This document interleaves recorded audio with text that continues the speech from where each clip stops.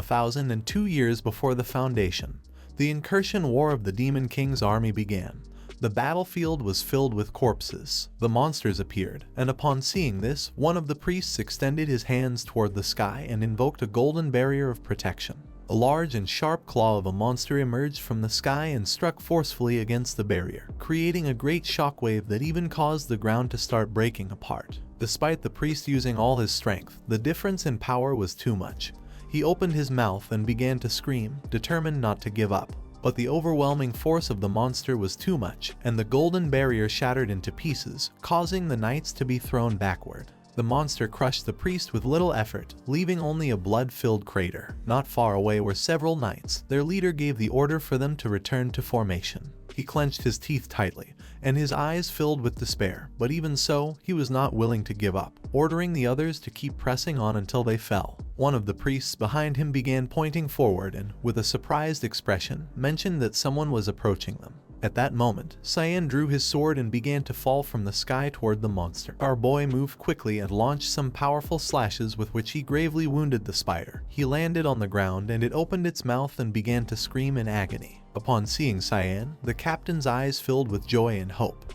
He couldn't help but smile since the rumors about him were true. He had thought that Cyan had gone to the western lines, but just as they said, he had arrived to help them at just the right moment. The priest who was by his side started smiling, thinking that Cyan had come to save them. With a serious expression, Cyan asked all the injured to step back, as he was going to take care of everything. The giant spider opened its mouth and prepared to launch a powerful mana ball. But just then, our boy jumped and disappeared from the area without leaving a trace. The monster launched a powerful burst of energy toward the area where Cyan was. The attack was so powerful that it destroyed everything in its path. The spider began to smile, thinking that Cyan must be dead.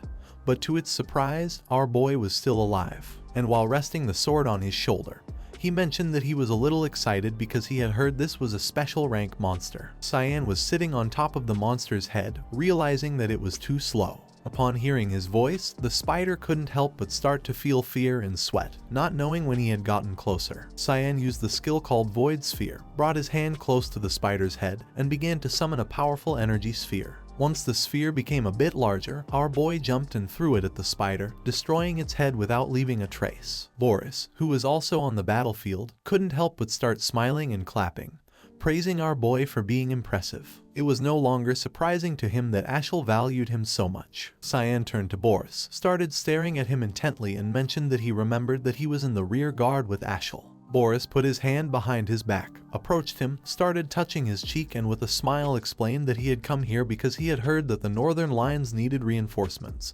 But Cyan had taken care of things. Our boy simply closed his eyes and decided not to talk about it. Several hours later, they lit a bonfire. He left the sword next to a stone, sat on top of it, started watching the fire, and with a calm look explained that everyone was on the verge of dying and that this war was endless. Boris began to observe in silence. Cyan put the branch into the fire. It had already been a year since the Verts commanded the elite knights who had been at the front to deliver the crown to Emperor Lionel. The battlefield was a mess. The monsters had taken advantage of the opportunity when the lines had weakened and had begun to invade. This war had no end. The flames of the fire grew more intense, and with an empty expression our boy said that all this was due to Emperor Lionel's greed, and if Ashel hadn't asked him to come, he wouldn't even be here. Boris rested his hands on his waist and with a smile responded that it was very risky to say that. He was in the same situation as Cyan, so he couldn't say otherwise. Cyan's attention focused on him. He was somewhat surprised since he thought the Emperor had brought Boris here. Boris closed his eyes and began to show a confident smile, explaining that he had been chosen for his talents, and he believed that his personality aligned more with Ashel's. Boris began to use his power and started extracting the mana from the spider's corpse. The sphere that Cyan had used to kill the monster appeared in Boris's hand. He put his hand under his chin and revealed that he collected the traces of mana that Cyan had used and then transformed them into spheres. He used his power and the sphere turned into a small ball. He had the power to store mana. Cyan's mana began to emit fog, and upon seeing this, Boris became somewhat curious, thinking that his mana was unique. The attention of our boy was directed to him. With a confused expression, he asked if there was something wrong with his mana. Boris began to show the mana ball and with an evil smile said that Cyan had great potential, and perhaps he was the person he had been looking for. Cyan's gaze fixed on him. Since then, Boris and Ashel had begun to pursue him. Back to the present, Cyan grabbed Princess Erin's hand, leaving her and the others in shock. With a murderous look, he decided not to make that same mistake again. Boris went on alert without knowing who Cyan was, but our boy knew it wasn't a good idea to give mana to this guy. Boris's gaze fixed on Cyan, and upon observing closely, he didn't take long to recognize him. Lexus panicked, and with a surprised expression, she asked why Cyan was behaving this way. Boris began to touch his head, extended his hand toward them, and explained that it was a misunderstanding and that he was simply checking the students' skill levels as an instructor. Despite hearing this, Cyan did not lose his composure and remained firm. With a determined gaze, he revealed that he had never before heard that such a thing was necessary.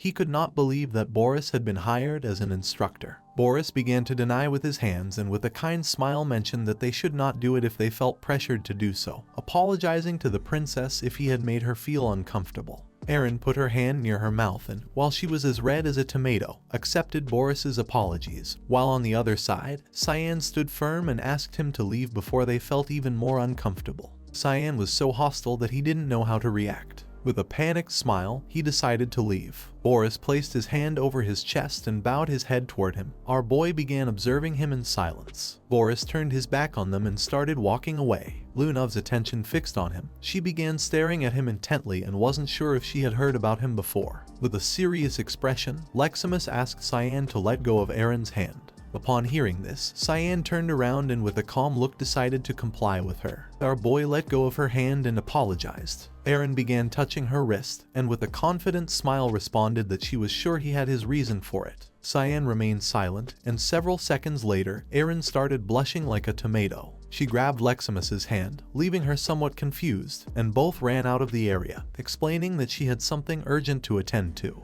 Both Cyan and Lunav were somewhat confused upon seeing her behavior. Lunav turned to him and, full of curiosity, asked if he had known Boris before. With a calm gaze, he replied that a little. Lunav began to smile, thinking that he was impressive since she had never heard of him before. Cyan turned his back on her and started walking away, advising her not to try to learn anything more about him and under no circumstances should she approach him. Lunav began to observe Cyan and she could not help but feel confused, realizing that he was somewhat irritated. His words had made her more curious. After a few minutes, Cyan went to the royal hall and began to use the power of the ring, causing fog to begin emerging from it. He started smiling and a mountain of candies began emerging from the ring. Seeing this, his daughter could not help but feel excited. Without hesitating for even a second, she jumped onto the mountain of sweets, thinking she was rich in candies. Emily, who was next to her, sighed, while on the other side, Brian, who had his hands on his hips, began to show a smile. Cyan turned towards them and praised them for doing a good job while he was not present. With a smile, Brian replied that Cyan had also worked very hard. Emily, who had her arms crossed, mentioned that Brian kept preventing her from cooking.